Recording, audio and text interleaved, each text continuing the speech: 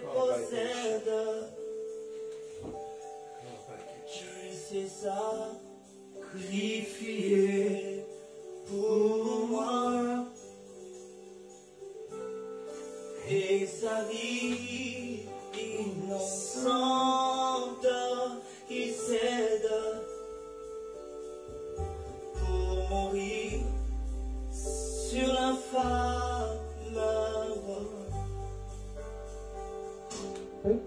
attaché à la croix pour moi, attaché à la croix pour moi. Il a pris mon péché, il m'a délivré,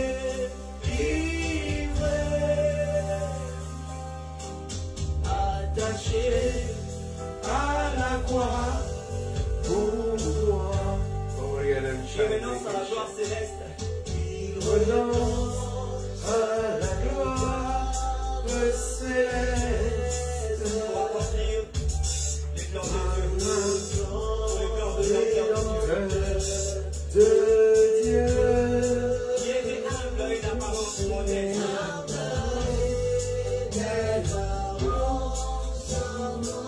Oh, quel fruit pour me libérer. Quel fruit pour me rendre heureux.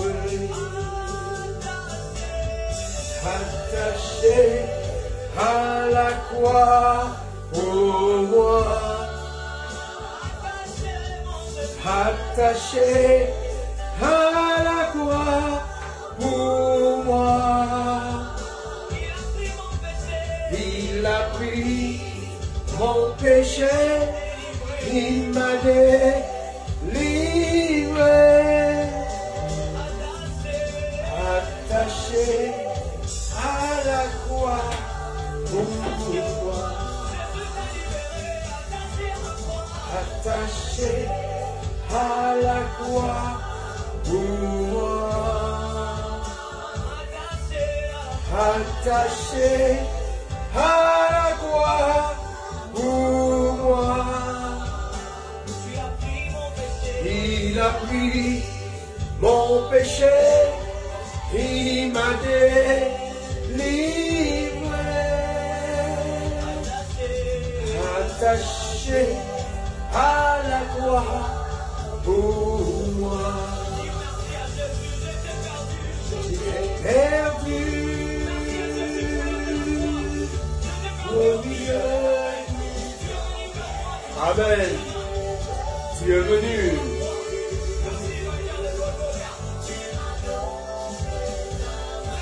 Tu m'as donné ta main.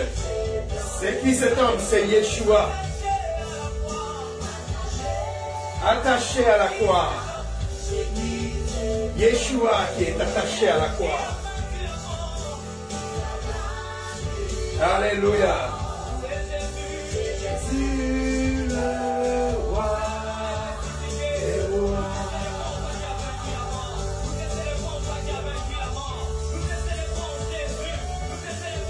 Kobabaki le Lord. Alléluia. Alléluia. Korea de Shaibi Kinsa. Alléluia. Korea de Shaibi Kinsi Kiran Saike. Alléluia. Korea de Shiki Kiran Saike and Shai de Breaking Ship.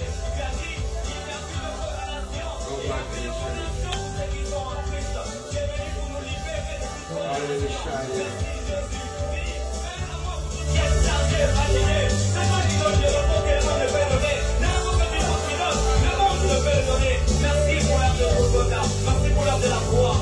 C'est Jésus le roi des rois. Oh!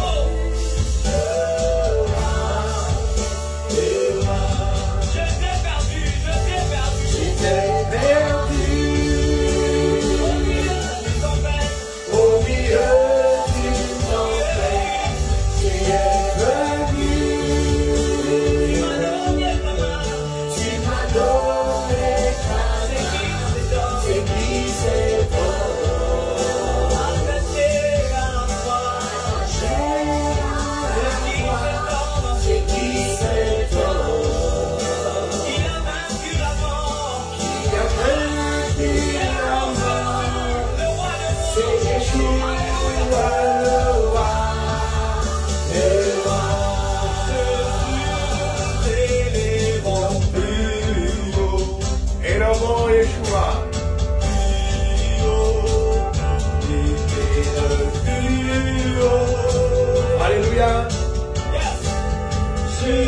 Nous t'élevons. God my being.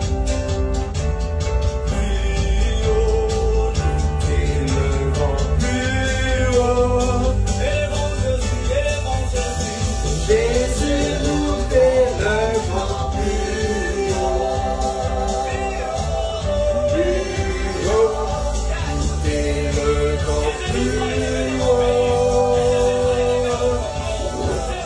Jésus, nous t'élevons plus haut. Plus haut, Yeshua. Plus haut. T'élevons plus haut. Jésus, nous t'élevons plus haut. Plus haut. Nous t'élevons plus haut. Jésus, nous t'élevons plus haut. Can be the Lord that break and shine, the Lord that break and the Lord that break and shine. We break the Lord that break and shine in the side and the break and shine and break and seek up. We break the Lord that break and shine and the break and shine, break the Lord that side and break the Lord that be the Lord that break and shine and look to the side of the Lord. Nous t'élevons plus haut. Jésus, nous t'élevons plus haut. Plus haut. Give me faith in the Lord in Jesus, Son, the Lord of Blackened. Give me the Lord and break and shine and succor. Hallelujah. Hallelujah.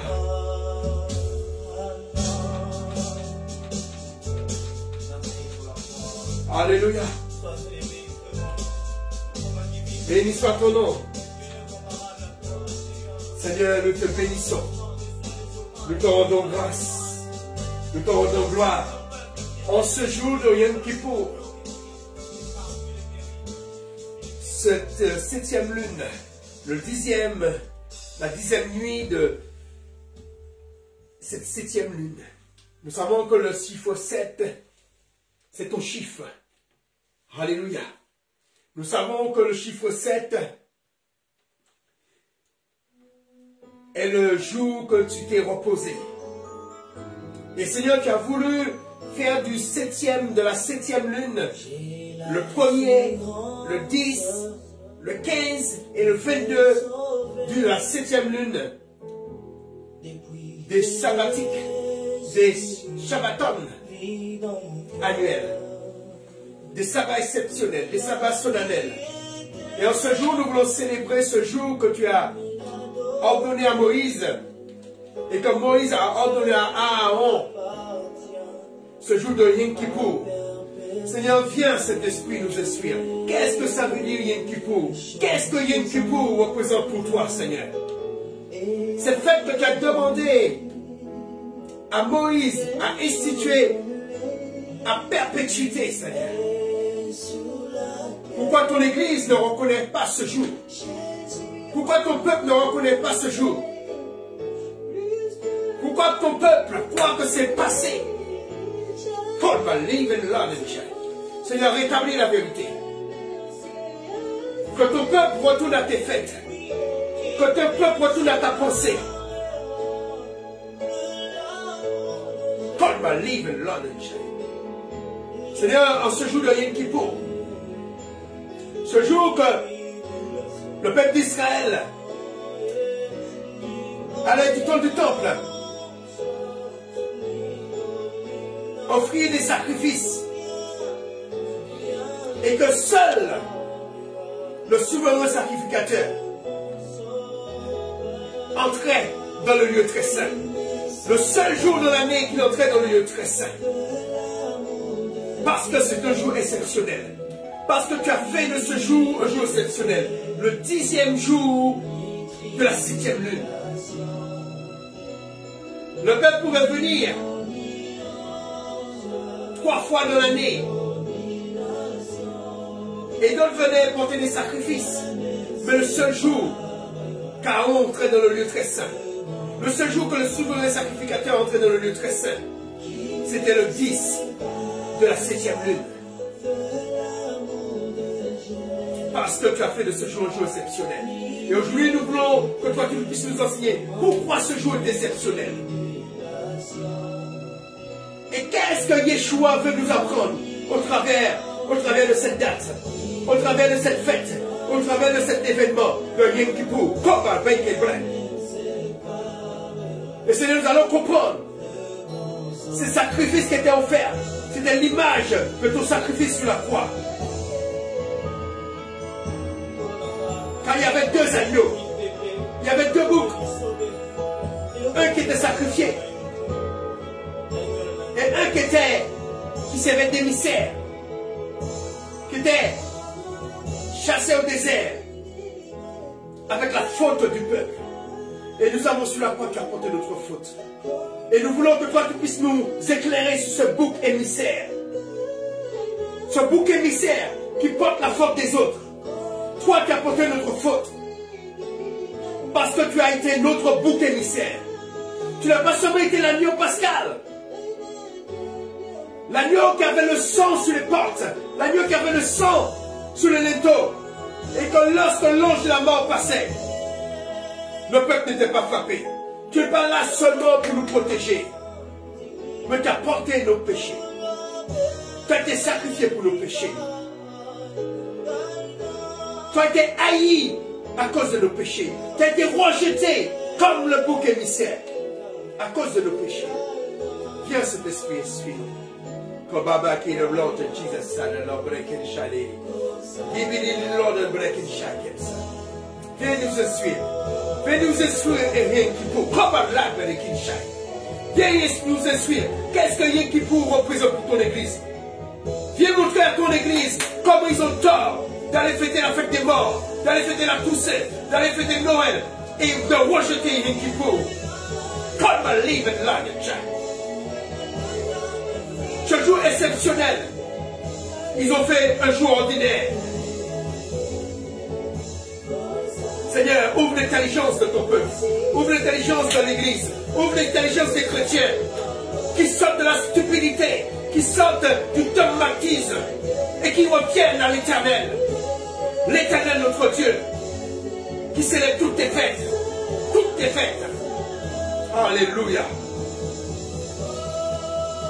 Give me the Lord and break and shine on the sun.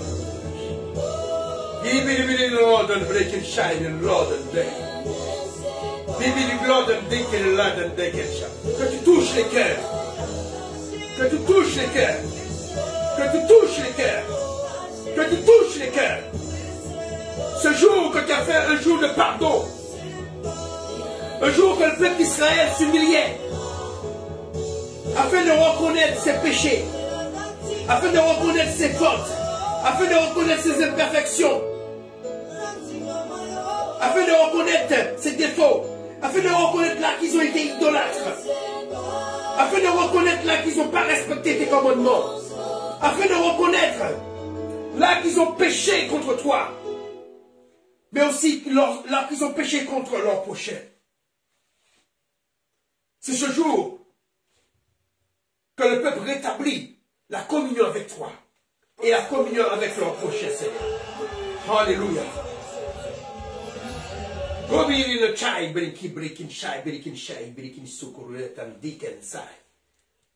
Alléluia. Merci Seigneur pour ce jour. Merci Seigneur pour ce jour. Alléluia.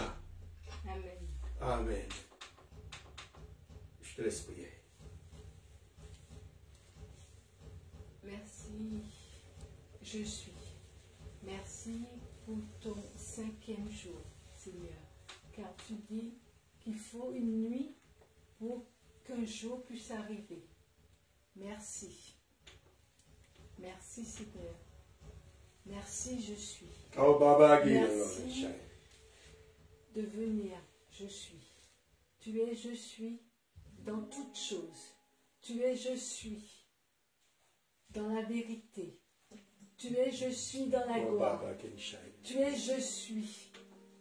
Tu es, je suis du début jusqu'à la fin. Merci.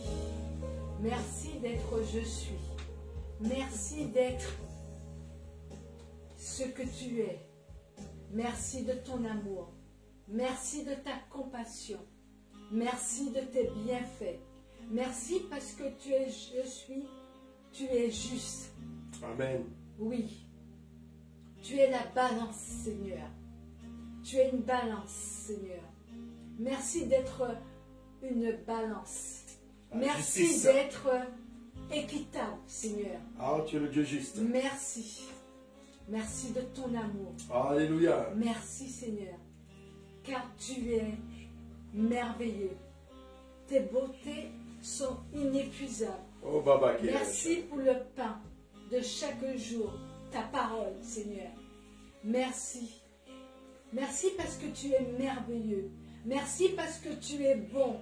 Tout ce que tu fais, je suis, tu le fais. Amen. Oui. Tu déclares une chose et la chose s'accomplit. Amen. Oui. Tu es le seul à le faire. Tu déclares et la chose arrive. Oh, Baba, qui est le Merci, je suis. Et il est Merci le Lord the Lord. De déclarer pour du monde ce que tu as promis. Alléluia. Merci, je suis. Oh, ma baby. Merci. De ta lumière. Alléluia. Merci de ta justice. Merci parce que tu es 3 fois saint. Tu es le Seigneur des Seigneurs. Merci. Amen. Amen. Amen. Amen. Alléluia. Amen. Amen, amen, amen, amen, amen, amen, amen, amen. Go ahead and shine. Alléluia. Alors nous allons parler aujourd'hui de Yom Kippur. C'est un mot qui est peut-être, que vous avez déjà entendu parler dans la communauté juive, mais que vous n'avez jamais entendu parler dans la communauté chrétienne. Déjà parce que c'est un mot hébreu qui veut dire Yom, ça veut dire jour, Kippur, des propitiations ou des expiations. Hein, en clair, c'est le jour du grand pardon. Alléluia. Et pourquoi ce jour, c'est le jour du grand pardon? C'est simplement parce que c'est le seul jour dans l'année que le souverain sacrificateur entrait dans le lieu très saint. Toute l'année, le souverain sacrificateur entrait dans le lieu saint.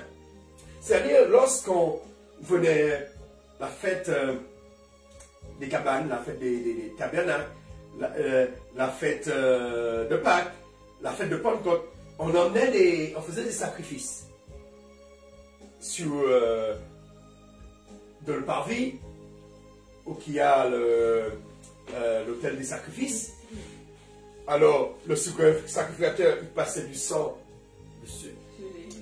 Mais il entrait aussi dans le lieu saint, pas très saint. Et il prenait du sang, il faisait sur l'autel des parfums. Amen. L'autel des parfums. Mais il n'allait pas dans le lieu très saint où il y a l'arche. Amen. Alors, la seule fois dans l'année qu'il entrait dans le lieu très saint,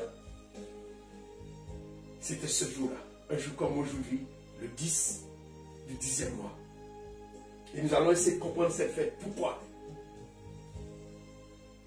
Et il entrait,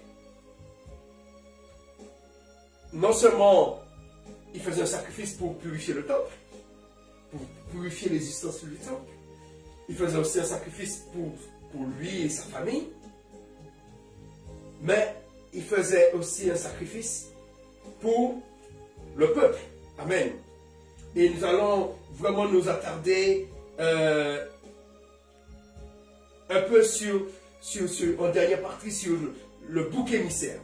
D'où vient ce mot, bouc émissaire? Dans bouc émissaire, il y a deux mots. Il y a bouc. Je vais voir si ça s'écrit. Il y a bouc et émissaire.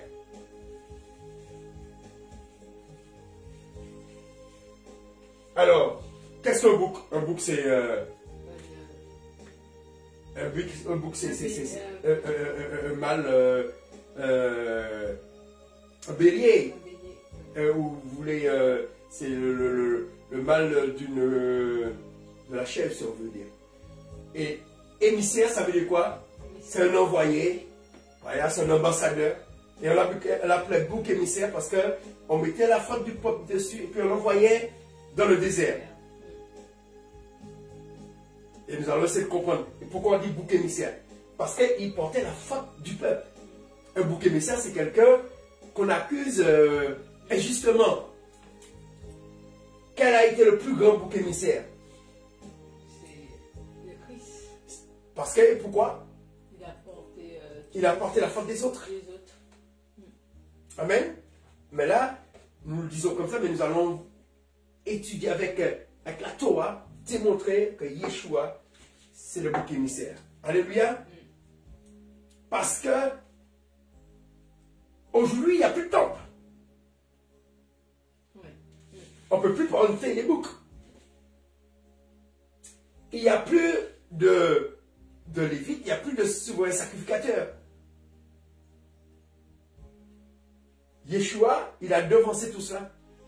Il savait qu'il n'y aurait plus de temps, plus de prêtres, plus de souverains, de grands prêtres, plus personne pour sacrifier. C'est pourquoi il s'est sacrifié. Et c'est pourquoi il a dit tout est accompli. Quand il a dit tout est accompli, ce n'est pas pour abolir la loi. C'est pour accomplir la loi. C'est pour accomplir la loi. C'est pour que la loi soit perpétuelle.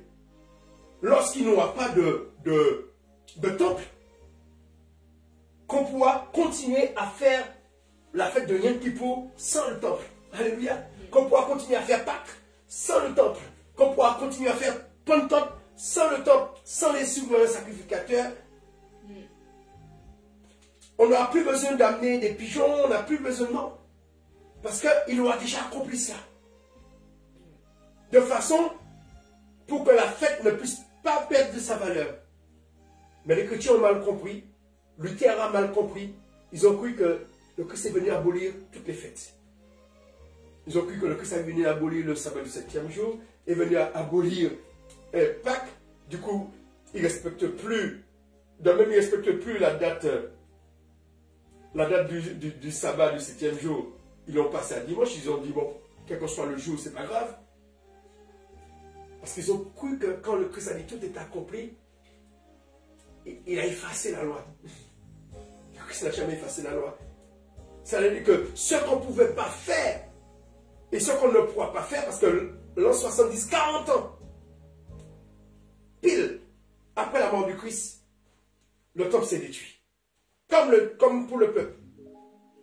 Ils sont entrés 40 ans dans le désert.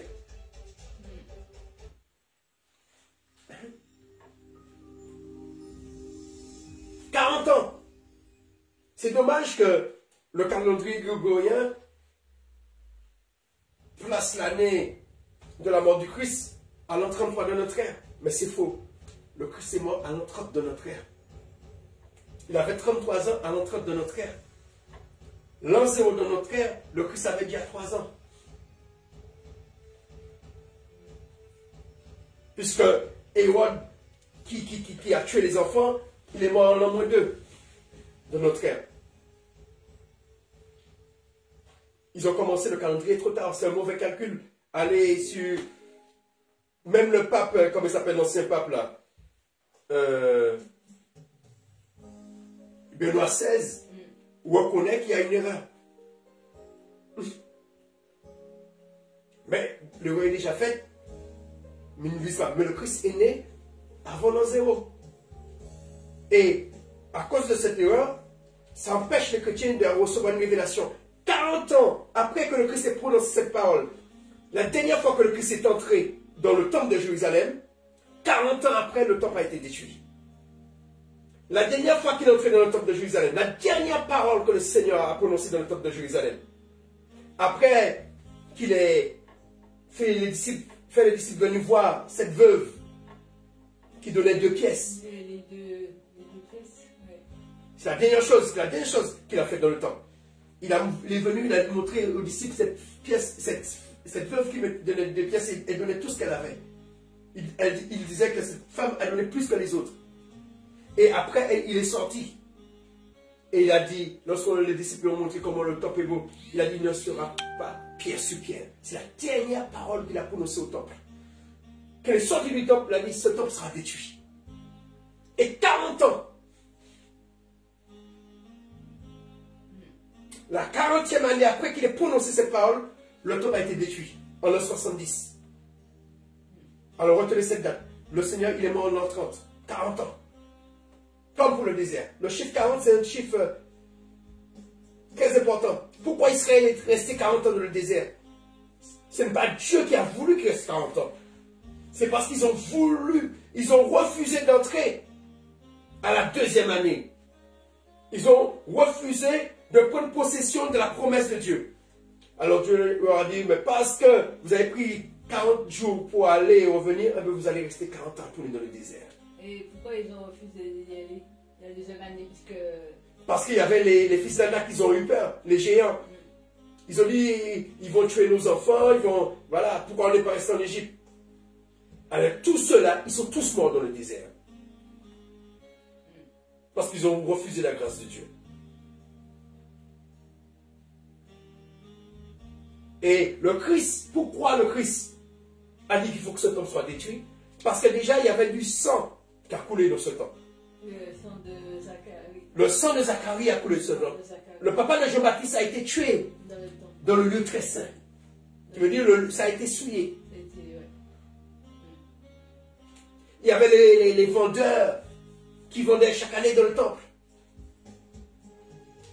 Au lieu de vendre dans le jardin, le jardin des Oliviers, c'est là que se passait, parce que selon la loi de Moïse, ceux qui venaient de loin pour les fêtes, ils ne pouvaient pas ramener un animal de loin.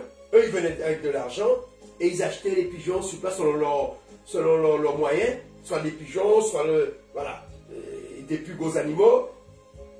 Mais ce qui s'est passé, ils ont voulu faire un business, ils ont voulu faire ça dans le temple. Et le temple n'était pas réservé pour ça. C'est pour ça que je suis dit que pour la nouvelle Jérusalem, il n'y aura pas besoin de temps parce que lui-même sera le temple. Amen. Il sera le temple, il sera le tabernacle. Le tabernacle. Tabernacle, ça veut dire demeure. Ça veut dire la présence de Dieu. Lui-même, sa présence sera le tabernacle. Il avait demandé de construire, mais là... Alléluia. Alors, on va entrer dans le vif du sujet. Amen. Alors, lisons Lévitique 23, le verset 26.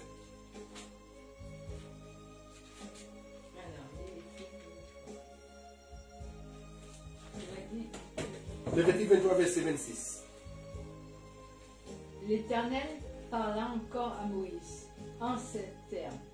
Le 10e jour de ce 7e mois est le jour des expiations. Ce sera un jour d'assemblée cultuelle. Vous vous humilierez et vous offrirez à l'Éternel des sacrifices consumés par le feu. Vous ne ferez aucun travail ce jour-là, car c'est le jour des expiations destiné à faire l'expiation pour vous devant l'Éternel, votre Dieu. Alléluia. Amen. Amen. Alors, c'est le jour des expiations. D'accord? C'est le jour que Dieu efface le péché du peuple.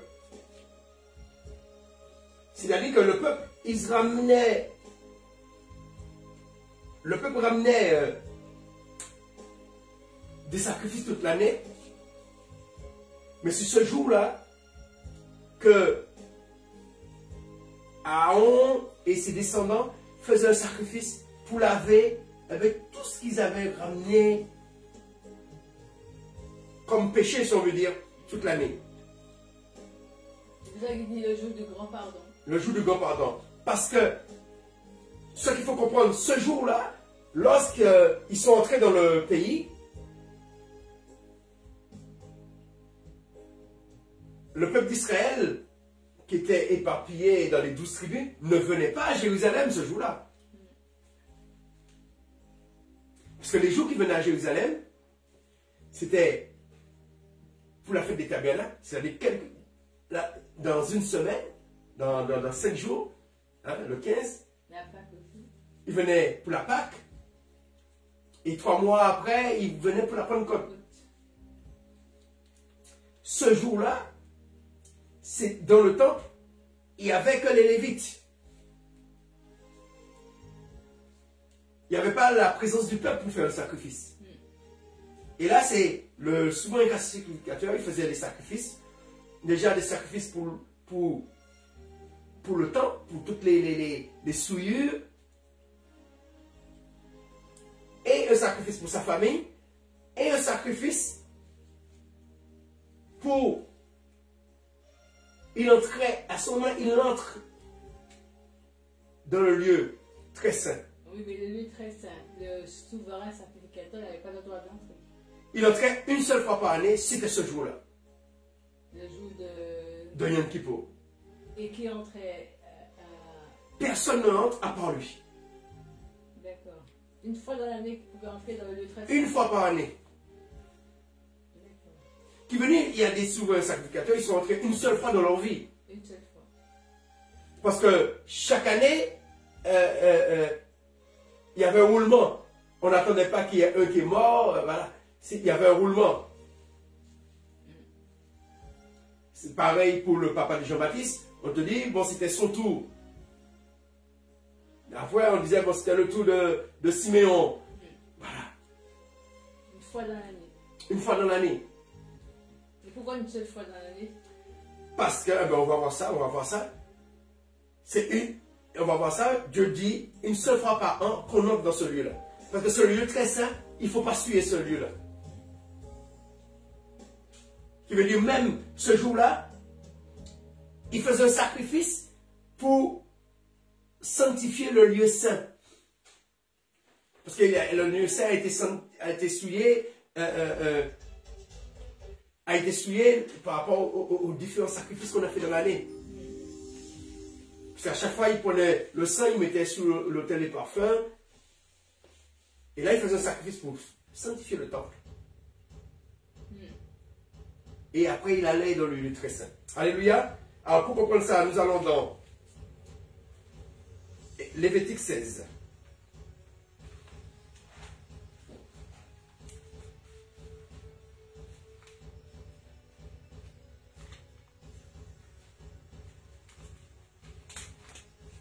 Et le verset? Alors, verset 1er. L'Éternel parla à Moïse après la mort des 2 fils d'Aaron qui périrent lorsqu'ils se présentèrent devant l'Éternel. Il lui dit, dis à ton frère Aaron de ne pas entrer à tout moment dans le sanctuaire au-delà du voile devant le propitiatoire qui repose sur le corps sacré afin qu'il ne meure pas. Car j'apparais dans la nuée au-dessus du propitiatoire. Voici de quelle manière Aaron pourra pénétrer dans le sanctuaire. Il prendra un jeune taureau pour le sacrifice, pour le péché, et un bélier pour l'holocauste. Il se revêtira d'une tunique sainte en lin. Il mettra sur lui des caleçons de lin, se ceindra d'une écharpe de lin, et se coiffera d'un turban de lin. Il mettra ses vêtements sacrés après être lavé le corps dans l'eau. L'assemblée des Israélites lui fournira 2 boucs pour le sacrifice, pour le péché, et un bélier pour l'holocauste. Aaron offrira pour lui-même le taureau du sacrifice pour le péché, et il fera l'expiation pour lui et pour sa famille. Puis, il prendra les 2 boucs et les placera devant l'Éternel à l'entrée de la tente de la rencontre. Il tirera au sort pour savoir lequel des 2 sera destiné à être sacrifié à l'Éternel et lequel sera destiné à être un bouc émissaire. Il fera approcher le bouc que le sort aura attribué à l'Éternel et l'offrira en sacrifice pour le péché. Quant au bouc désigné par le sort comme bouc émissaire, on le présentera vivant devant l'Éternel pour servir à l'expiation et pour être chassé comme bouc émissaire dans le désert. Alléluia. Alors il y a un qui sera tué, et puis un qui sera présenté vivant. Et il servira de bouc émissaire. Hein? Alors, je vais vraiment m'attarder sur ce terme bouc émissaire, mais reprenons le verset premier. Là, nous allons voir pourquoi Dieu institue cette fête. Parce que c'est à ce moment-là que Dieu institue cette fête. À quel moment qu'il est là? Là, nous sommes dans le livre de Lévitique. Le livre de Lévitique, tout ce qui est dit dans le livre de Lévitique, ce sont des paroles que Dieu, que Elohim, que l'Éternel donne à Moïse la deuxième année. Mais, qu'est-ce que je veux te dire? Mais Aaron, si l'Éternel dit à Moïse de dire à Aaron de ne pas pénétrer à tout moment dans le sentier, ça veut dire qu'il le faisait. Il rentrait à tout moment comme il pouvait. Non. C'est ça que j'explique. Là, nous sommes à l'inauguration du tabernacle. Okay. Mais ta question, elle est très importante parce que pourquoi Dieu institue cette fête? Lisons le verset 16, le verset 1er. Qu'est-ce qu'il dit? Adonai parla à Moshe après la mort de ses deux fils. La mort des deux fils d'Aaron. Lorsqu'ils avaient tenté d'offrir un sacrifice devant Adonai et avaient péri. Qu'est-ce qui s'est passé? Lisons Lévitique 10. Et c'est après cet événement qu'Élohim met en place cette fête. Parce que cette fête n'était pas comprise, n'était pas marquée, n'était pas comprise, elle n'était pas marquée dans le livre de l'Alliance. Dans le livre de l'Alliance, tu avais le sabbat, tu avais la Pâque, tu avais la fête des semaines, hein, Pentecôte. Et tu avais la fête de la récolte qui se passait à la même période que la fête du tabernacle. Mais lorsqu'on parlera de la fête du tabernacle à partir de lundi prochain, on aura 8 jours sur la fête du tabernacle. On fera un séminaire tous les soirs sur la fête du tabernacle. Mais cette fête du grand pardon n'existait pas. C'est après cet événement de Lévitique 10. Alors, le temps de trouver pour vous. Lévitique 10, ouais, verset 1 à 3. Nadab et Ahiou, deux des fils d'Aaron, prirent chacun son encensoir et mirent des braises incandescentes sous lesquelles ils répandirent de l'encens. Ils présentèrent ainsi à l'Éternel un feu profane, qui ne correspondait pas à ce qui leur avait été ordonné. Alors une flamme jaillit de devant l'Éternel et les consuma. Ils périrent là devant l'Éternel. Moïse dit à Aaron, c'est bien ce que disait l'Éternel. Ma sainteté doit être respectée par ceux qui s'approchent de moi, et je manifesterai ma gloire aux yeux de tout le peuple. Aaron garda le silence. Moïse appela Michaël et Zaphat, fils d'Ouziel, l'oncle d'Aaron. Il leur dit, venez, emportez de devant le sanctuaire, à l'extérieur du camp, ces hommes de votre parenté. Ils s'approchèrent et les emportèrent dans leurs tuniques à l'extérieur du camp, comme Moïse leur avait ordonné. Moïse dit ensuite à Aaron et à ses fils Éléazar et Ithamar: ne vous défaites pas les cheveux, ne vous déchirez pas les vêtements, pour ne pas mourir à votre tour et attirer la colère de Dieu sur toute l'assemblée.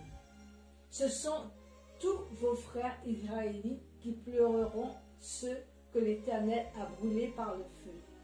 Mais vous, vous ne devez pas quitter l'entrée de la tente de la rencontre, sinon vous mourrez, car vous avez été loin de l'huile d'onction de l'Éternel. Aaron et ses fils obéirent à Moïse. Amen. C'est après cet événement que Dieu établit la fête du grand pardon. Parce que les fils d'Aaron, ils ont introduit le feu étranger dans le tabernacle, dans le sanctuaire de Dieu. Et à ce moment-là, lorsqu'on revient au chapitre 16, verset 1er, c'est pourquoi il nous est dit, après la mort des deux fils d'Aaron, lorsqu'ils avaient tenté d'offrir un sacrifice devant Adonai et avaient péri, à ce moment-là, Dieu y met en place la fête du grand pardon, le jour du grand pardon.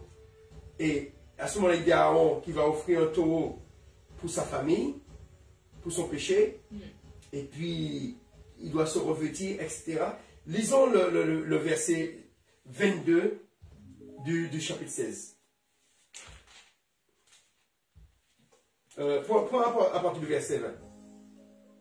Quand il aura achevé le rite d'expiation pour le sanctuaire, pour la tente de la rencontre et pour l'autel, il fera amener le bouc vivant.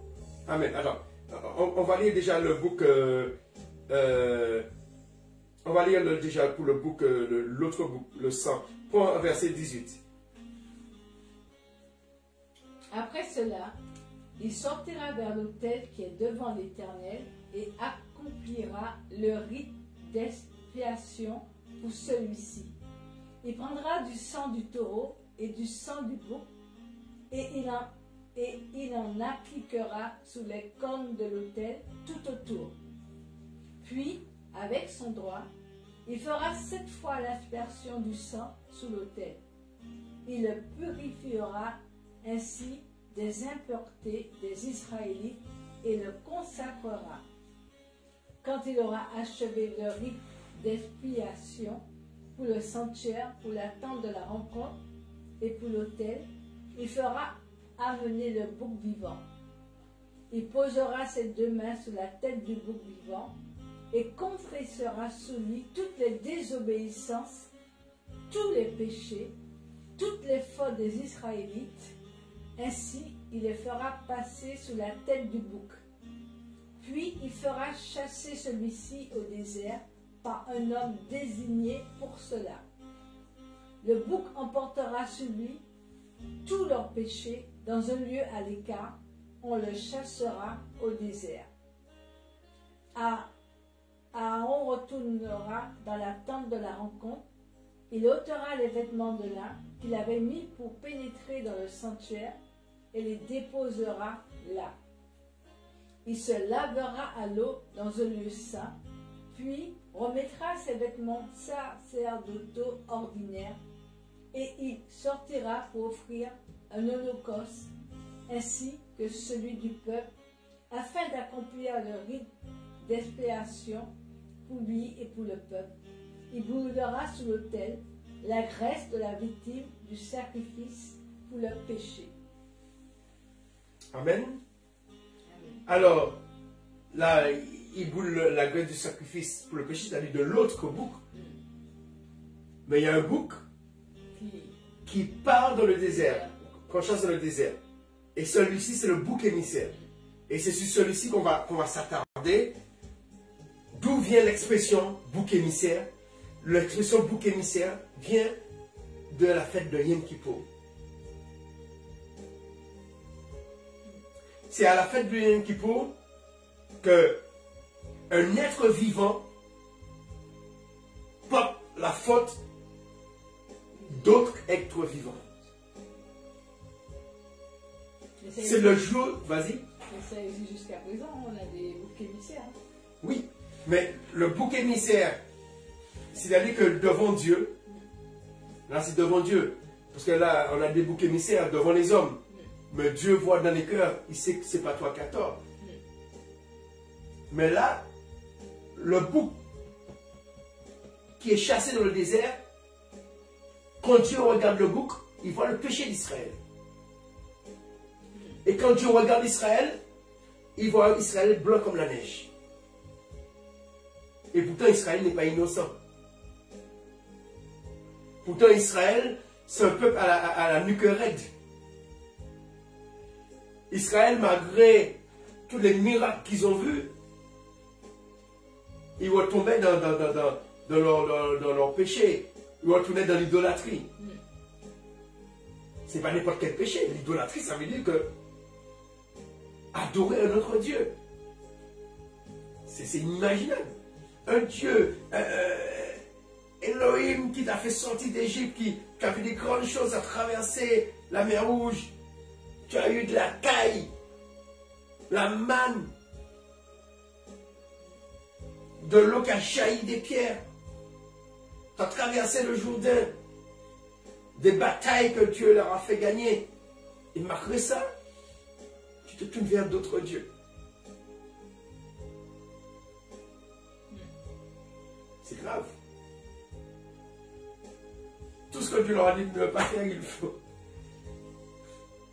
Et le jour de Yom Kippour, c'était un jour pour sanctifier le temple. Est-ce que l'église d'aujourd'hui a besoin d'être sanctifiée? Est-ce que l'église est parfaite? Est-ce que l'église a besoin de Yom Kippour? Est-ce que l'église a besoin un jour comme Yom Kippour pour se poser et chacun réfléchit sur sa propre vie? Entre ma relation à Dieu, est-ce que j'ai respecté Dieu? Est-ce que j'ai prononcé le nom de Dieu en vain? Est-ce que j'ai respecté ces jours de repos? Est-ce que j'ai respecté ces jours de fête? Est-ce que j'ai respecté les temps de Dieu?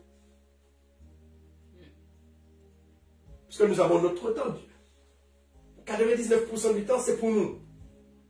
Mais Dieu demande un jour par semaine.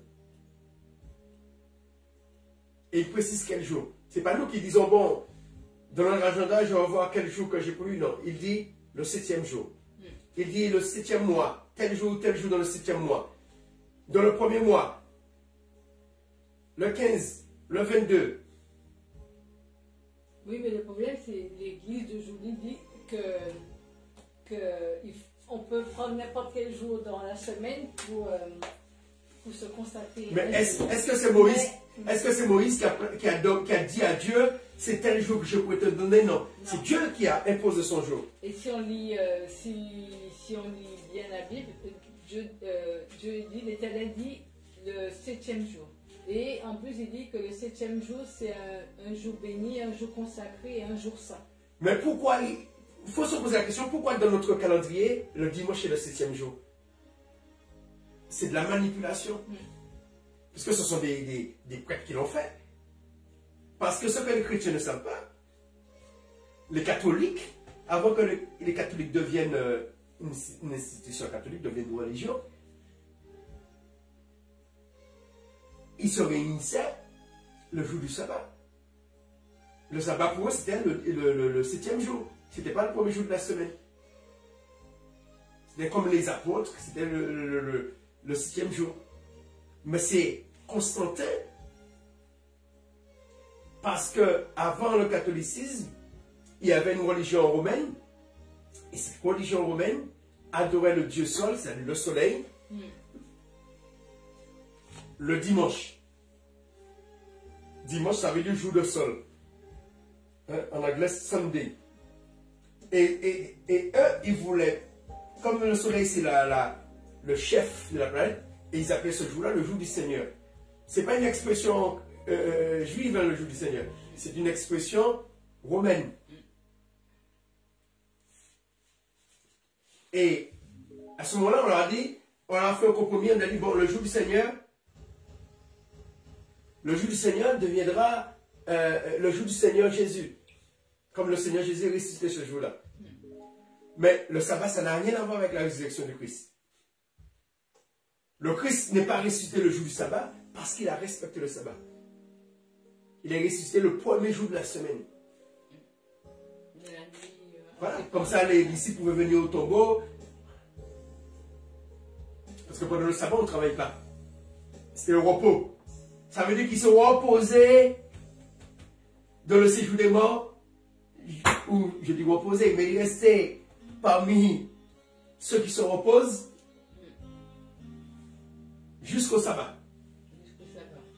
Et après le sabbat, il est sorti. Il a respecté le jour. Il est resté 3 nuits, 3 jours. Hein? Il n'est pas mort un vendredi, il n'est pas mort le 6e jour de la semaine. Il est mort au milieu de la semaine, le 4e jour, qui correspond à un mercredi après-midi.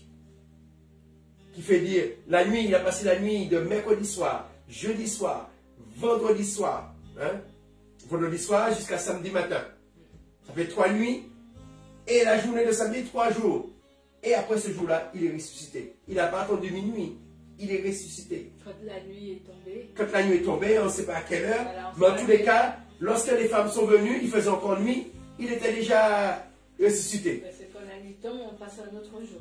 Quand elles sont venues, peut-être qu'il était 1h du matin pour les Romains aujourd'hui. Ouais. Mais en tous les cas, il faisait encore nuit.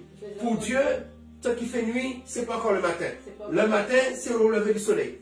Elles ont été avant le lever du soleil. Même s'il y a certaines versions qui vont parler au petit matin, au grand matin. Non, matin, c'est au lever du soleil. Ça veut dire que c'est pendant la nuit. Il faisait encore nuit. Alors, le sabbat, ils ont dit c'est le dimanche. Le Christ est mort un mercredi, ils ont dit c'est le vendredi. Les chrétiens, ils décalent tout et puis ils pensent que c'est eux qui sont Dieu, c'est eux qui décident.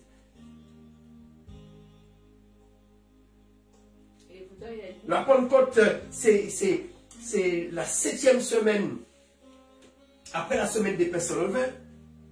Et bien, on a décidé de faire, de décaler, comme le Christ, on a mis le Christ ressuscité le dimanche, alors on a décidé que Pâques ne sera plus le 15 de la lune, mais Pâques sera le 2e dimanche après l'équinoxe du printemps. Dieu n'a jamais, c'est pas marqué dans la Bible ça, il s'est marqué le 14, le sacrifice de la première lune au printemps, et le 15, la fête des la fête des pains sans levain, le premier jour de la fête des pains sans levain, et le 21, le 7e jour de la fête des pains sans levain. Et pendant ces 7 jours, on fait Pâques. Il n'y a pas d'affaire lundi Pâques, dimanche Pâques, ça n'existe pas dans la Bible. Même le terme de la Sainte Seine, on a Sainte Seine ou l'Eucharistie, c'est pas dans la Bible. C'était une fois. C'était pendant la fête des pains sans levain, on mangeait des pains sans levain pendant une semaine. 7 jours. Pendant 7 jours, on faisait la fête. Mais pendant ces 7 jours, il y avait 2 jours qui sont des journées sabbatiques. Le premier jour et le dernier jour. Les autres jours, ils mangeaient des pains avec du levain. Il n'y avait pas de l'hostie. Ça, c'est une invention des catholiques. Ils mangeaient du pain, du vin, dans tous leurs repas. Et lorsqu'il y avait des réunions, on mangeait. Il n'y avait pas de Sainte Seine avec des petits verres, non. On ne faisait pas la Sainte Seine. Ce qu'on faisait, on prenait un repas fraternel. Et ce repas fraternel représentait le repas du Seigneur. Et c'est pourquoi que Paul disait, on doit s'examiner. On ne doit pas prendre le repas comme ça. j'ai une question. Ça veut dire que dans la Nouvelle Jérusalem, comme tu disais pour le sabbat, c'est le 7e jour, le sabbat sera toujours le 7e jour ou... Mais la Nouvelle Jérusalem, on ne sait pas si on aura des jours. Voilà, je voulais savoir comment... Parce que s'il n'y a plus soleil, ça veut dire que le temps n'est plus marqué. Parce que tous les astres, c'est là pour marquer le temps. Le temps, les années, les époques, oui. Et Dieu, s'il nous demande de respecter des fêtes, c'est parce que ça tombe à un temps précis. Et tous les temps de Dieu, toutes les fêtes de Dieu sont marquées sur le temps. C'est la lune qui donne le temps. Dans le désert, qu'est-ce qu'ils ont comme signe? C'est la lune. Quand la lune, elle est pleine, au printemps, c'est le premier jour des personnes levées. Alléluia. Et comme ça, vous pouvez compter 7 jours. C'est la lune qui donne le temps. Amen. Amen. Alléluia. Alors, là, nous allons voir vraiment que ce bouc émissaire, reprenons cela. Le bouc, verset 22, du chapitre 16.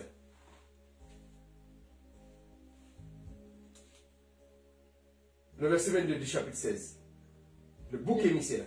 Le bouc emportera sur lui tous leurs péchés dans un lieu à l'écart. On le chassera au désert. Il portera tous les péchés. Tous les péchés. Amen. Amen, amen. Alors, lisons Ésaïe 53. C'est qui ce bouc émissaire? Ésaïe 53.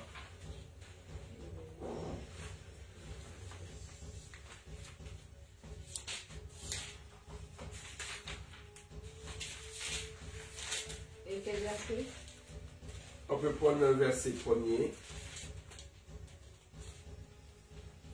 Le verset jusqu'au verset 7. Qui a cru à notre message? À qui a été révélée l'intervention de l'Éternel? Il a grandi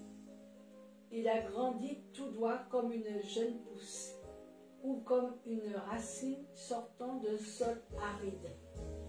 Il n'avait ni prestance, ni beauté pour retenir notre attention, ni rien dans son aspect qui pût nous attirer. Il était méprisé, abandonné des hommes, un homme de douleur, habitué à la souffrance. Oui, il était semblable à ceux devant lesquels on détourne les yeux. Il était méprisé, et nous n'avons fait de lui aucun cas. Pourtant, en vérité, c'est de nos maladies qu'il s'est chargé, et ce sont nos souffrances qu'il a prises sur lui, alors que nous pensions que Dieu l'avait puni, frappé et humilié. Mais c'est pour nos péchés qu'il a été percé, c'est pour nos fautes qu'il a été brisé. Le châtiment qui nous donne la paix est retombé sur lui, et c'est par ses blessures que nous sommes guéris. Nous étions tous errants, pareils à des brebis. Chacun de nous allait par son propre chemin. L'Éternel a fait retomber sur lui les fautes de nous tous. Il était maltraité et il s'est humilié. Il n'a pas dit un mot, semblable à un agneau mené à l'abattoir. Tout comme la brebis muette devant ceux qui la tondent, il n'a pas dit un mot. Il a été arraché à la vie avec violence, suite à un jugement, et qui parmi les gens de sa génération s'est soucié de son sort. Lorsqu'on l'a retranché du pays des vivants, il a été frappé à mort à cause des péchés que mon peuple a commis. On a mis son tombeau avec celui des criminels et son sépulcre avec celui des riches. alors qu'il n'avait pas commis d'acte de violence et que jamais ses lèvres n'avaient produit la tromperie. Mais il a plu à Dieu de le briser par la souffrance. Bien que toi, Dieu, tu aies livré sa vie en sacrifice de réparation. Il verra une descendance, il vivra de longs jours, et il accomplira avec succès ce que désire l'Éternel. C'est après avoir tant souffert, il verra la lumière et il sera comblé. Beaucoup de gens le connaîtront, et pour cela, mon serviteur, le juste, leur accordera le statut de juste et se chargera de leurs fautes. Voilà pourquoi je lui donnerai une part avec ces gens nombreux. Il partagera le butin avec la multitude, car il s'est dépouillé lui-même jusqu'à la mort, et s'est laissé compter parmi les malfaiteurs, car il a pris sous lui les fautes de grand nombre, il a intercédé en faveur des coupables. Amen. Amen. Il a porté sur lui la faute de beaucoup et il est intervenu en faveur des coupables. Alors, je te laisse lire tout le chapitre 53 parce que il n'y a rien à enlever dans ce chapitre. Je ne pouvais pas t'arrêter. Mais nous allons dire commenter quelques mots dessus. Le verset premier. Qui croit à notre histoire? Une question. À qui le bras d'Adonai a-t-il été révélé? Car il a grandi devant lui comme une jeune plante, comme une racine sortant du sol sec. Il n'avait pas bien formé, ni particulièrement beau. Nous l'avons vu, mais son apparence ne nous a pas attirés. Ça, je voulais m'arrêter sur ça. Ta version dit quoi, le verset 2? Il a grandi tout droit comme une jeune pousse ou comme une racine sortant de sol aride. Il n'avait ni prestance, ni beauté pour retenir notre attention, ni rien dans son aspect qui peut nous attirer. Les gens le méprisaient ou l'évitaient, homme de douleur, habitué à la maladie, comme ceux dont on détourne les yeux. Il était méprisé, nous ne l'avons pas estimé. En effet, ce sont nos maladies qu'il a portées et nos souffrances dont il a souffert. Et on va continuer après. Mais c'était cette... De qui il parle, le prophète? Du Christ. Amen. Ce passage-là, c'est dommage, je ne l'ai pas préparé pour vous. Dans les Actes des Apôtres, il y a un eunuque. Il y a un eunuque, je ne me rappelle pas c'est quel passage dans Actes des Apôtres, qui lisait, il me semble que c'est ce passage qu'il lisait, hein, l'eunuque. Ah oui, je l'ai lu, oui. Est-ce que Acte 8, je pense? Regarde pour moi, Acte 8. Actes des apôtres et avant. Acte 8, il me semble, ne perds pas la page. Non, mais Actes des apôtres et après. C'est après Jean. Oui, après. L'évangile de Jean.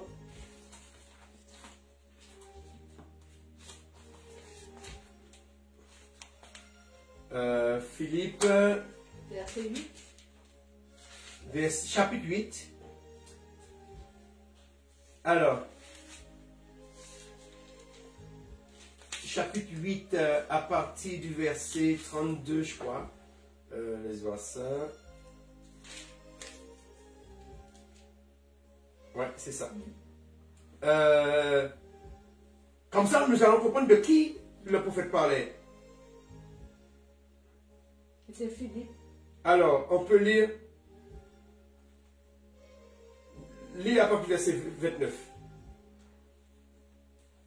L'Esprit dit à Philippe, avance jusqu'à ce champ et marche à côté Alors, de lui. là, j'explique que Philippe était en Samarie, et là, l'Esprit de Dieu l'a transporté ailleurs, et il y avait un eunuque qui était dans son char.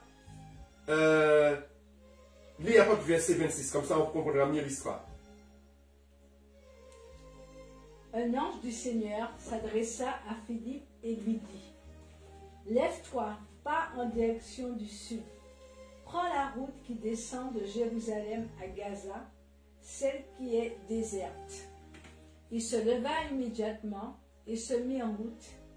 Et voici qu'il rencontre un haut dignitaire éthiopien, administrateur des biens de Candacée, reine d'Éthiopie. Cet homme était venu à Jérusalem pour adorer Dieu. Il était sur le chemin du retour et assis dans son char, il lisait à haute voix un passage du prophète Ésaïe. L'Esprit dit à Philippe: avance jusqu'à ce char et marche à côté de lui. Philippe courut et entendit l'Éthiopien lire dans le livre du prophète Ésaïe. Alors il lui demanda: comprends-tu ce que tu lis? Comment le pourrais-je, répondit-il, si je n'ai personne pour me l'expliquer? Et il invita Philippe à monter s'asseoir à côté de lui. Or, il était en train de lire ce passage de l'Écriture. Semblable à un mouton mené à l'abattoir, comme un agneau muet devant ceux qui le tondent, il n'a pas dit un mot. Il a été humilié, il n'a pas obtenu justice. Que racontera sa descendance? Car sa vie sous la terre a été supprimée. L'Éthiopien demanda à Philippe: explique-moi s'il te plaît, de qui est-il question? Est-ce de lui-même que le prophète parle ou de quelqu'un d'autre? Alors Philippe prit la parole et partant de ce texte, lui annonça ce qui concerne Jésus. En continuant leur route, ils arrivèrent près d'un point d'eau. Alors le dignitaire s'écria: voici de l'eau. Qu'est-ce qui empêche que je sois baptisé? Si tu crois de tout ton cœur, tu peux être baptisé. Oui, répondit le dignitaire, je crois que Jésus-Christ est le Fils de Dieu. Aussitôt, il ordonna l'ordre d'arrêter le char. Philippe et le dignitaire descendirent tous deux dans l'eau et Philippe le baptisa. Quand ils sortirent de l'eau, l'Esprit du Seigneur enleva Philippe et le dignitaire ne le vit plus. Celui-ci poursuivit sa route, le cœur rempli de joie. Alléluia. Le dignitaire, il sort à une fête au temple de Jérusalem. Ça pourrait être Pâques, ça pourrait être Pentecôte, ça pourrait être la fête du tabernacle. Et il tombe sur ce passage que nous venons de lire. Il était comme une brebis qu'on emmène à la boucherie, et puis il n'a pas ouvert la bouche. Il a été humilié, et la justice lui a été refusée. Qui pourra parler de sa descendance, puisque sa vie a été retranchée de la terre? Ce passage d'Ésaïe, c'est le passage du chapitre 53 que nous venons de lire. Alléluia. Amen.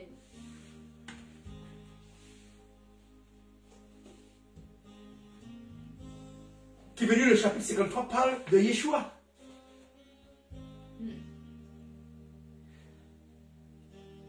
Ésaïe, dans le chapitre 53, lorsqu'il dit l'agneau, verset 12, il a porté sur lui les fautes de beaucoup. C'est quel... Est-ce que c'est l'agneau à Pâques qui porte la faute des autres? Non. C'est à Yom Kippour. C'est le bouc de Yom Kippour qui porte la faute du peuple. Pâques, c'est pour notre sacrifice. Pâques, c'est pour rappeler la liberté. Pâques, c'est pour rappeler comment Dieu les a protégés. Pâques, c'est pour rappeler que Dieu les a fait un peuple saint, un peuple à part. L'ange passait, là qu'il y a le sang, il ne touchait pas. Pâques, c'est pour rappeler la mort de tous les premiers-nés égyptiens. Mais Yom Kippour, c'est de ce que parle, c'est cet agneau que parle Ésaïe 53.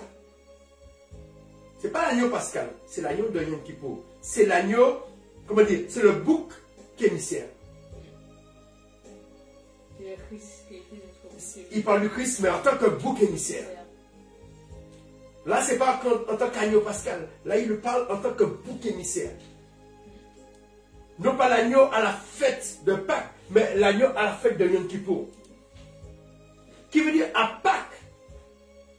Le Christ a représenté l'agneau pascal, mais il a représenté les agneaux, tous les sacrifices de toutes les fêtes.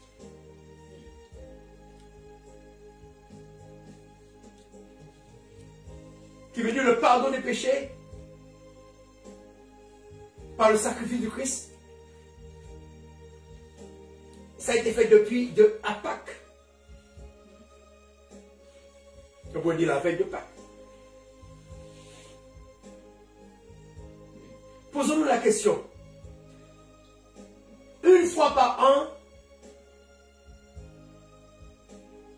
le souverain sacrificateur entrait dans le lieu très saint.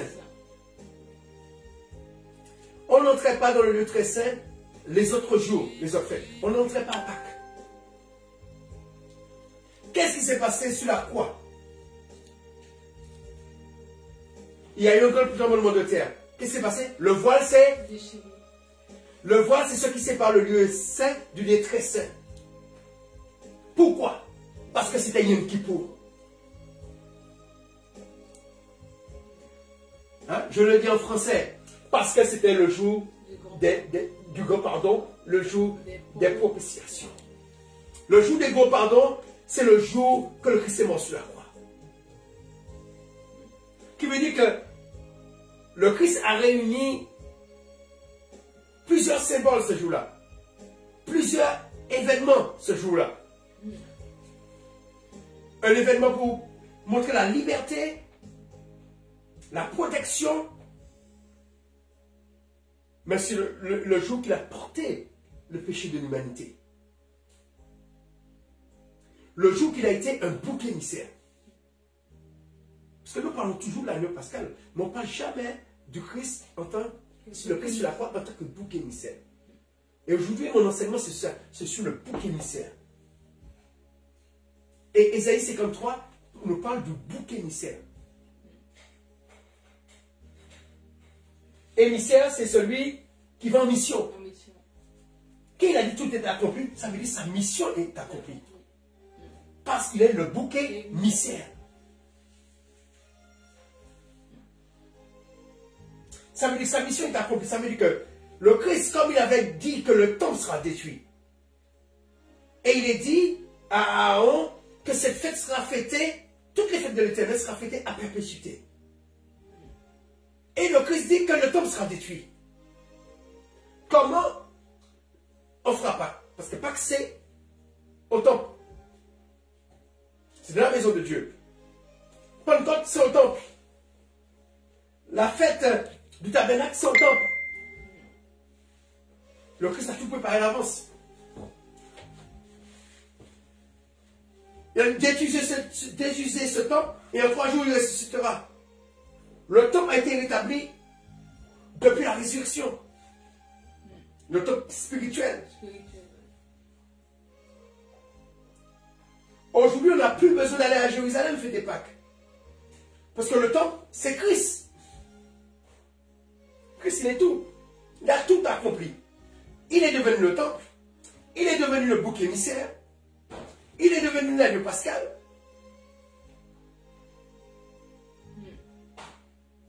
Plus besoin d'offrir des sacrifices. Mais il n'est pas venu pour qu'on arrête le jour qu'on présente le bouc émissaire de fêter. Parce qu'il n'y a pas que ça. Il n'y a pas, ce jour-là, on ne fait pas que les sacrifices. c'est un jour de jeûne. Seuls les Lévites qui étaient à Jérusalem, le grand prêtre, faisaient les sacrifices.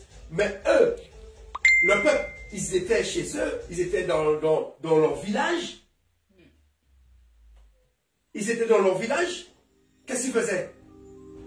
Eh bien, ils jeûnaient. Ils s'humiliaient.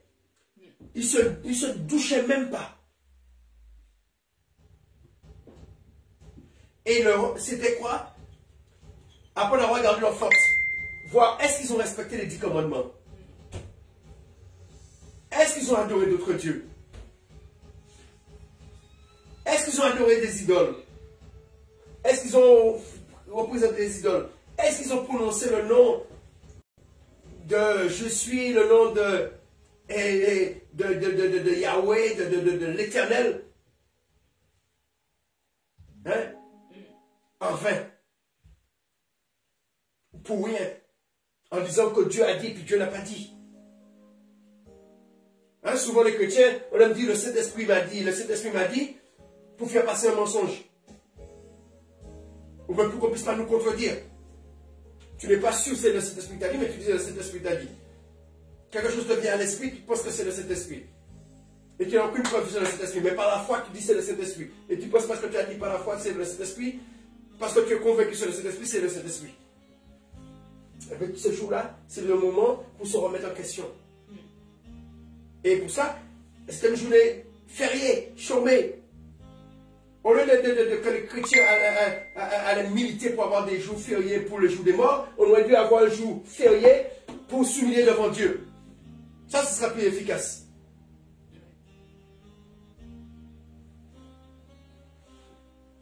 Ces jours-là, voir est-ce qu'on a respecté les fêtes de l'Éternel, le sabbat et toutes les autres fêtes, tous les sabbats annuels. Est-ce qu'on a honoré nos parents? Est-ce qu'on a commis l'adultère? Est-ce qu'on a volé? Est-ce qu'on a triché? Est-ce qu'on a tué? Hein, si tu avais tué, ce moment-là, tu demandes à Dieu non seulement pardon, mais tu décides de changer. Si tu es un drogué, tu décides de changer. Si tu es un alcoolique, tu décides de changer. Ce n'était pas le 1er janvier, ça se passait. C'était ce jour-là. Le jour des bonnes résolutions, c'est ce jour-là. C'est la bonne lune. Si vous avez des bonnes résolutions à prendre, prenez l'âme là. Ne prenez pas selon le jour de Janus. Janus, c'est un démon.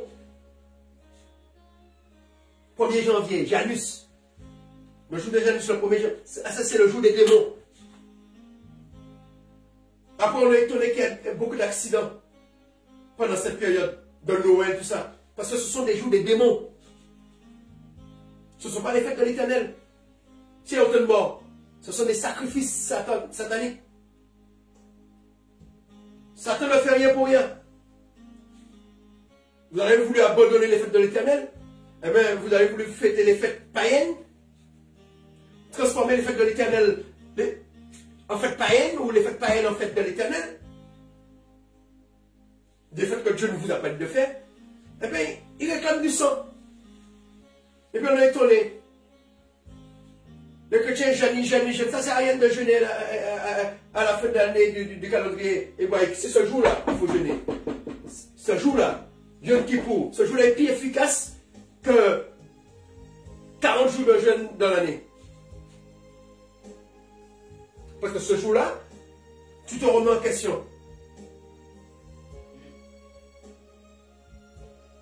Et tu as les 10 commandements là, tu regardes dans les 10 commandements, là que tu as péché. Et tu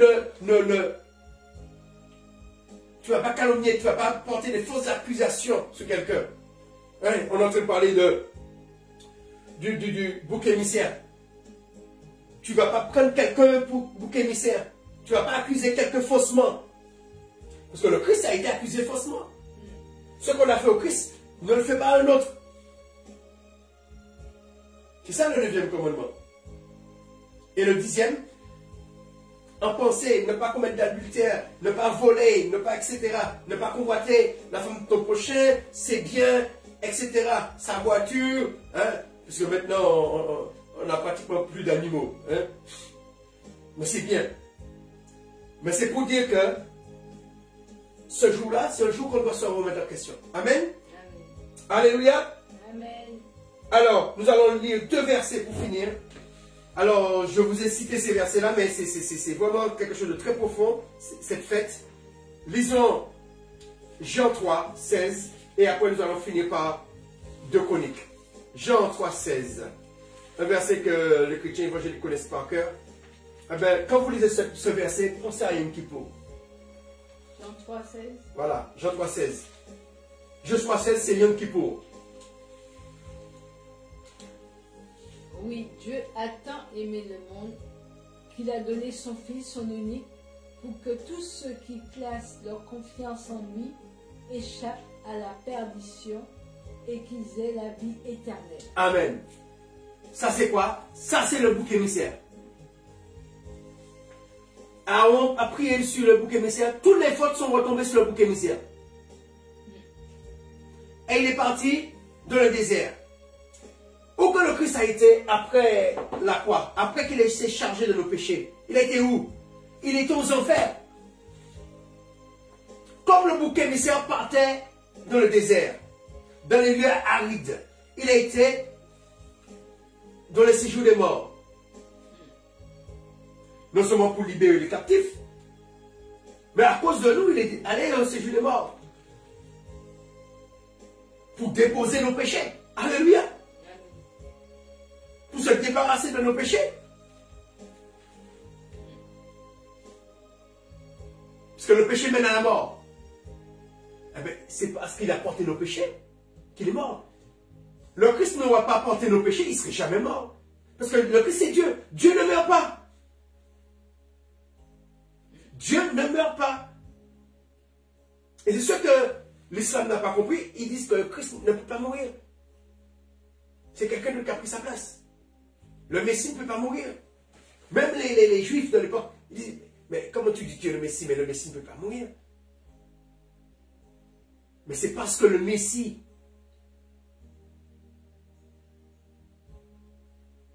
il fallait que soit quelqu'un qui ne pêche pas, qui puisse porter la faute des autres. Parce qu'Aaron, lui, il faisait un sacrifice pour son péché, son propre péché, avant. Mais le Christ, il représente le bouc émissaire. Le bouc émissaire, il n'avait pas péché, le bouc. Il fallait un homme, il fallait quelqu'un comme le bouc qui n'a pas péché. Mais qui représente le péché des autres. C'est pas le Messie. Il est obligé de mourir parce que le péché mène à la mort. Et comme il a porté le péché, il a été frappé de mort. Et il est allé en enfer. Comme tous ceux qui pêchent vont en enfer. Il a été en enfer. Mais Dieu, gloire soit rendue à Dieu, eh bien, le péché, il a laissé là en enfer. Alléluia. Amen. Et il a même délivré ceux qui étaient déjà dans le lieu très saint. Et puis les a ramenés au paradis. C'est pourquoi il n'a pas donné au larron rendez-vous en enfer. Il n'a pas donné au larron rendez-vous dans le séjour des morts. Parce que l'enfer, ça veut dire séjour des morts. À ne pas confondre avec la géhenne. C'est la géhenne, les temps de feu. Il a été en enfer libéré les captifs. Aaron, Abraham, Adam, Ève, Isaac, Esaïe, Jérémie, ils étaient tous dans le séjour des morts. Il les a libérés. Amen. Amen. Mais ils ne pouvaient pas aller sans un corps de péché. Il fallait que sous ses épaules, il porte le péché des hommes. Même si dans son cœur, il n'avait jamais péché. Mais quand Dieu le regardait, il le regardait comme ce bouc émissaire. Il voyait son péché. C'est pourquoi il était obligé de dire, Père, pourquoi m'as-tu abandonné? C'est normal qu'il t'abandonne. Parce que tu portes le péché. Quand Israël a péché, Dieu a abandonné Israël. Comme tu portes le péché du monde, je t'abandonne. Le Père a accepté de se séparer de son Fils. Parce qu'il a fait de son Fils notre bouc émissaire. Amen. Amen. Alors lisons ce dernier passage. Chronique. C'est dans l'Ancien Testament. Alors dans ta Bible, je ne sais pas. Certaines Bibles, c'est le dernier livre. Mettons, non. Dans l'Ancien Testament, 2 Chroniques, 3, ça doit être avant les psaumes. Avant les psaumes. Tu as eu les psaumes? Dans ta Bible, ça doit être avant. 2 Chroniques 7. Lorsque Salomon a inauguré le temple, l'Éternel lui dit, à quoi ça sert ce temple? Et lisons cela pour finir. 2 Chroniques 7, à partir du verset 11 jusqu'à 15. Vais aussi m'expédier du Liban des bois de... 2 Chroniques, s'il te plaît. 2, 1 Chronique. 2 Non. 2 Chroniques, là que 1 Chronique. 2 Chroniques, ok, parfait. Chapitre 7. Ah, j'attends le chapitre 7 et... Le verset 11 à 15. Alors, Salomon acheva ainsi le temple de l'Éternel et le palais royal. Il réussit à réaliser tout ce qui s'était proposé de faire pour ces 2 édifices. Alors l'Éternel apparut à Salomon pendant la nuit et lui dit, « J'ai exaucé ta prière et je choisis cet endroit comme lieu de sacrifice pour moi. Lorsque je fermerai le ciel et qu'il n'y aura pas de pluie, lorsque j'ordonnerai aux sauterelles de ravager le pays ou que j'enverrai la peste contre mon peuple, si alors mon peuple qui est appelé de mon nom s'humilie, prie et recherche ma grâce, s'il se détourne de sa mauvaise conduite, moi, je l'écouterai du ciel. Je lui pardonnerai ses péchés et je guérirai son pays. Désormais, j'écouterai attentivement et je considérerai favorablement la prière faite en ce lieu. À présent, je choisis cet édifice et j'en fais un lieu saint pour y être à jamais présent. Je veillerai toujours sur lui et j'aurai mon cœur. Quant à toi, si tu te conduis devant moi comme ton père David, si tu fais tout ce que je t'ai ordonné, et si tu obéis aux ordonnances et aux lois que je t'ai données, je rendrai stable pour toujours ton trône royal selon l'alliance que j'ai conclue avec ton père David, lorsque je lui ai dit, il y aura toujours l'un de tes descendants qui gouvernera Israël. Amen. Alors, la partie qui nous intéresse, le verset 11. C'est le verset 14. Si mon peuple, qui porte mon nom, s'humilie, prie, cherche ma face, et se détourne de ses mauvaises voies, j'écouterai des cieux, je pardonnerai leurs péchés, et je guérirai son pays. Qui veut dire c'est un jour, rien qui pousse, et fait pour ça. Amen. Et il y a quelque chose que je ne vous ai pas dit concernant le livre d'Ésaïe. Le Christ, il venait de la région de Nazareth. C'est pourquoi il est dit, il n'a rien pour attirer le regard. Nazareth, ça veut dire rejeton. Il venait de la ville des rejetons. Et c'est pourquoi Nathanaël dit, est-ce que quelque chose de bon peut venir de Nazareth? Et Ésaïe expliquait là que c'est de Nazareth que viendra le bouc émissaire. Il ne viendra pas d'une ville comme Bethléem, comme Bethel, comme Jérusalem, des villes célèbres. Mais une ville, la ville des rejetés. C'est pourquoi il n'avait rien pour attirer le regard. C'est pourquoi on ne s'est pas soucié de lui au début. Parce que le Christ, il était mal vu parce qu'il venait d'une région. Voilà. Voilà. Il ne venait pas d'une région célèbre. Et c'est pourquoi les Galiléens étaient considérés, voilà, des campagnards. Alléluia. Alors que Dieu soit béni. L'heure est arrivée. Prions le Seigneur. Alléluia. Remercie le Seigneur. Alléluia. Éternel, tu es, je suis. Tu es, je suis dans tout. Merci pour ton jour de pardon, éternel. Ton jour de Yom Kippour. Ton jour de grand pardon, éternel. Alléluia. Merci pour ce jour, éternel. Merci pour ce jour que tu as fait. Merci pour tes bontés éternelles. Merci. Merci pour tes bienfaits. Merci pour ta main, pour ton yoke éternel. Merci parce que tu es éternel. Tu ne trahis pas. Tu ne mens pas. Alléluia. Et tu n'es pas un homme pour te repentir, éternel. Amen, amen, amen. Merci de ta grande bonté, de tes compassions, car tu es tout. Tu es tout, éternel. Merci. Merci de bénir ton peuple.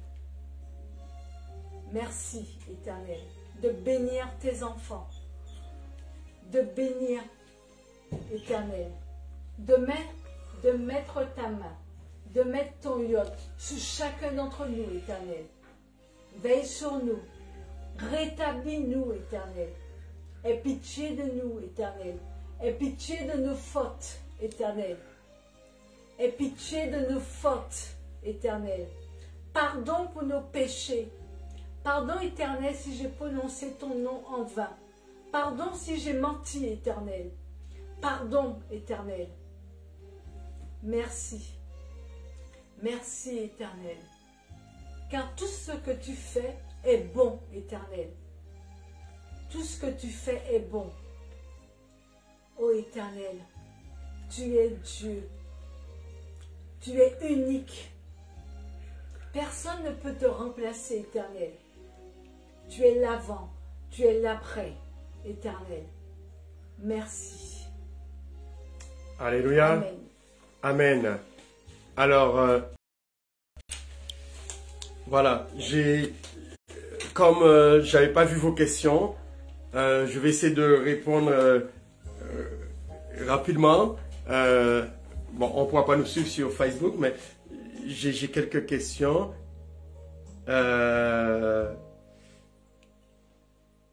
Alors, c'est Yeshua Mashiach. Alors, il m'a posé une question. Comment... Ah, ça c'est...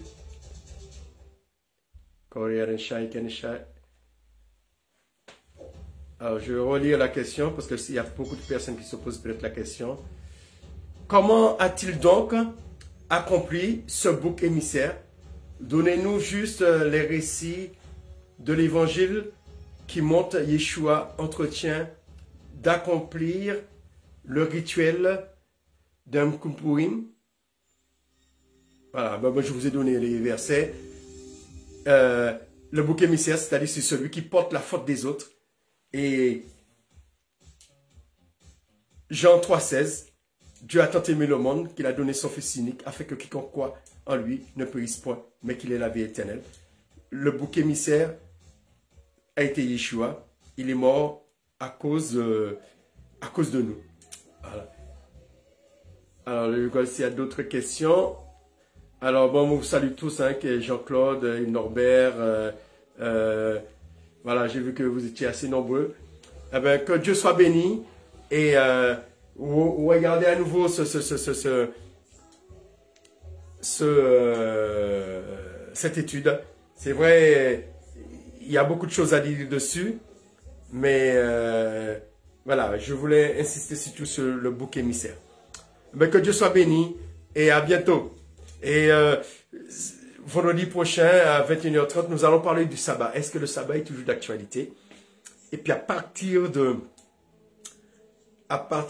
lundi soir, nous aurons 8 jours sur la fête de Sukkot, du tabernacle. Et nous allons expliquer le tabernacle, c'est quoi, qu'est-ce que ça représente, les ustensiles, et puis du tabernacle jusqu'à aujourd'hui, parce que vous avez le tabernacle, après vous avez le temple, après le temple, premier temple, deuxième temple, maintenant il est détruit, le deuxième temple, Yeshua a dit que c'est lui le temple, le corps du Christ, l'église, et bientôt il va revenir avec le nouveau temple, la Nouvelle Jérusalem, le tabernacle au sein de la Nouvelle Jérusalem. Alors, je pense que pendant ces 8 jours, nous allons vraiment travailler sur le temple.